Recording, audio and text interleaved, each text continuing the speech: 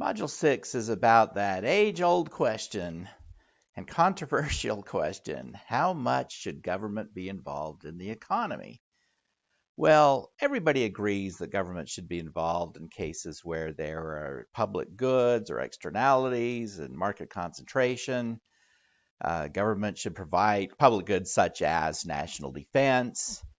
Okay, those are no-brainers. That's everybody agrees that there should be some government involved. Okay, the real issue, though, of disagreement is along the margins.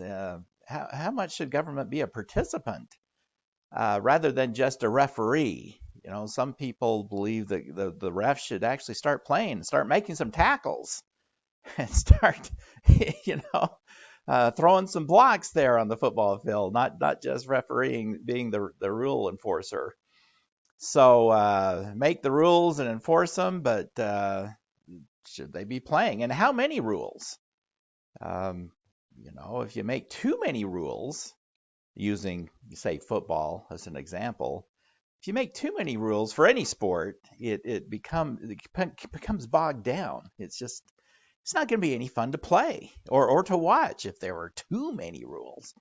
And so you can kind of suppress an economy, kind of restrain it if you weigh it down with too much. Well, um, our first, I guess, entry into government. You know, it used to be that government was considered not shouldn't be involved at all, really. But during the Great Depression, I guess, was our first attempt to get government more involved in the economy. It had mixed results.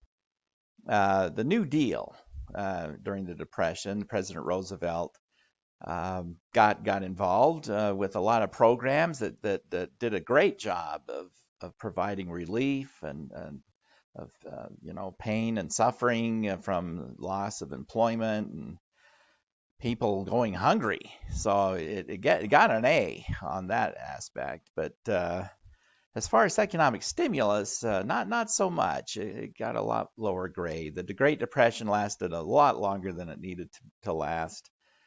Every time the economy kept coming back, going back to regulations. Every time the economy kept coming back, it was slapped down with more regulations. Now we're looking at it from the vantage point of Monday morning quarterbacking, right? So, you know, President Roosevelt gets a lot of credit for trying a lot of different things, and some of it worked and some of it didn't. He kind of had one foot on the gas and one foot on the brakes, and it kind of just chugged along through the 1930s. And unfortunately, now a textbook author says the Great Depression and then World War II, but that's not quite correct. I don't know if that's a typo or not, but the Great Depression was not over yet. The unemployment was still quite high at the time World War II started. President Roosevelt met with John Maynard Keynes, and Keynes tried to get him to do some things, but it's been said that Roosevelt had no interest in economics, and actually some have said that that's an understatement. He had negative interest in economics, didn't know anything about it, didn't want to know anything about it. So great first shot at government and the economy. Okay, that was our first attempt. And like I said, mixed results. And it wasn't until the massive spending and the war effort that brought the Great Depression finally to an end with World War II. Well, let's see what we've got here lecture-wise. We've got a parable of equality and efficiency. There's a trade-off there, unfortunately. And if you go too much one or the other, the other one's gonna suffer. The bottom line is this little thing here that I wrote explains why socialist countries are so poor. Socialism has proven to be quite an efficient poverty producer. And the bottom line is it takes away, or at least severely weakens incentives to be productive and innovative. So there's the trade-off right there. The real estate bubble in 2000s. Well, another, government, I believe, always has great intentions. I'm never going to try to judge anyone's intentions. But oftentimes there are unintended consequences. And that's the problem. Oh, those unintended consequences can really sneak up on you. Well, in an attempt, talking about trying to make, things a little more equal or a little more fair, they did it this time in the late 90s by making relaxing lending standards, hoping that could help people buy homes. Well, and it did.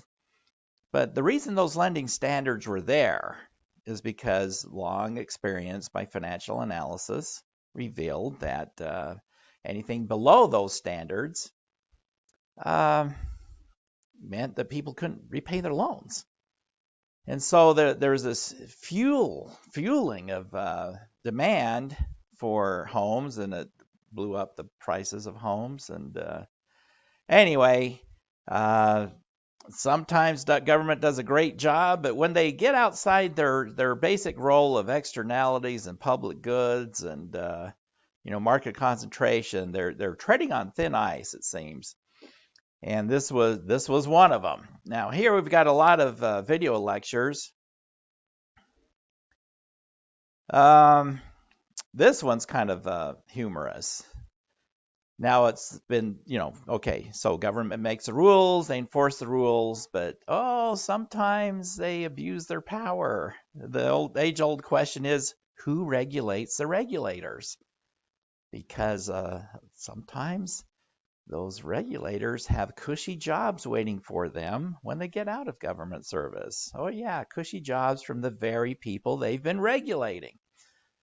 So that doesn't go so well. But anyway, in this little video, it talks about a minimum limousine price in Nashville, Tennessee. Why would government be involved in limousines? Well, they're apparently protecting their buddies, okay, in the limousine industry against low price competition. Because if they force you to charge a certain price, the low cost producers are going to go by the wayside. Is that really what government should be doing? Unfortunately, that's sometimes what they do. And price gouging. Here's a great one, because price gouging, we look at price gouging as a no-brainer.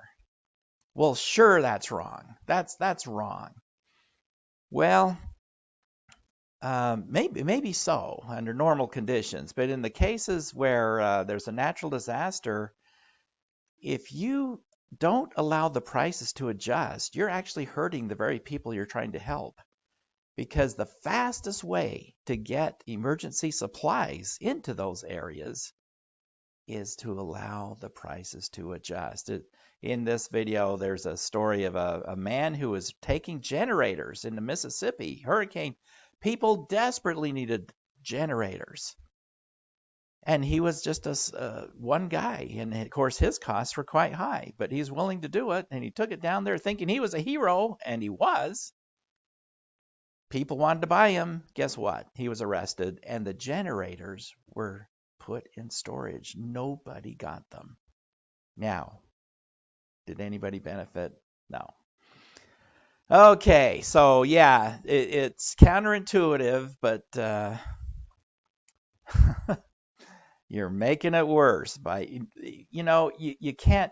That's another area. That's where government really kind of messes up things, is when they try to control prices. We see it in a lot of areas. We see it here with the, minimum price of limousines. Why not just let the market price prevail? Okay, is limousines an essential service? Is that somewhere that, no, it's not. Let the market do it. Let the market do its job, not do special favors for your buddies, right? Same with price gouging laws. You've got to ration those scarce resources somehow. And the best way is to let those prices adjust, and that will bring in the supplies in a hurry, and that's when you need the supplies in a hurry. Well, here's some Paul Salmon video about deregulation in the airline industry. The airline industry has an interesting beginning. In the 1930s, government regulated entirely. They set the prices, they set the routes, everything. And the reasoning was it was such an important industry, they wanted to make sure that competition didn't drive down airfares to the point where the airline industry actually failed. And that was a risk. And so they wanted to make sure that industry succeeded.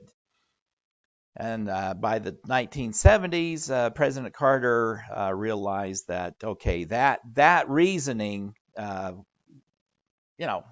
industry had grown and it had succeeded, and there was no reason to continue on with that. That's when it was deregulated, and the market and innovation set the routes and the prices, and new carriers came on board, and some of them failed.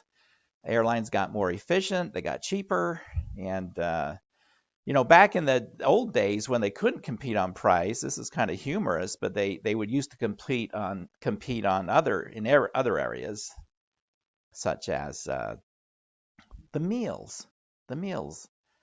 And so to prevent that kind of competition, believe it or not, the size of sandwiches were actually regulated.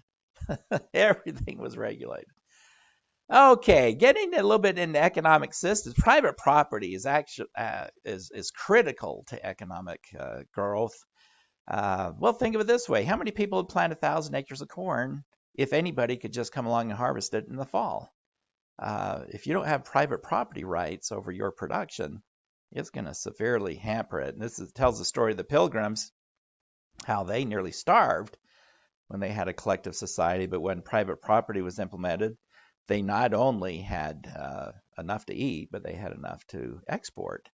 So huge difference. Paul Salmon goes down to Cuba, takes a look at capitalism versus socialism and the reason why they had to abandon socialism for a while, and because they were, about to go under.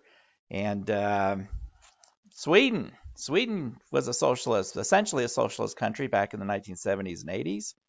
They were about to go under as well. And they had to privatize industries, lower taxes. And today they're quite a success, a great example of a thriving capitalist economy. And this is a video by a Swedish historian and economist, just talking about that. Actually, they're more capitalist than the United States in many ways, and as far as regulation and innovation. And here's a little shortcut to that video.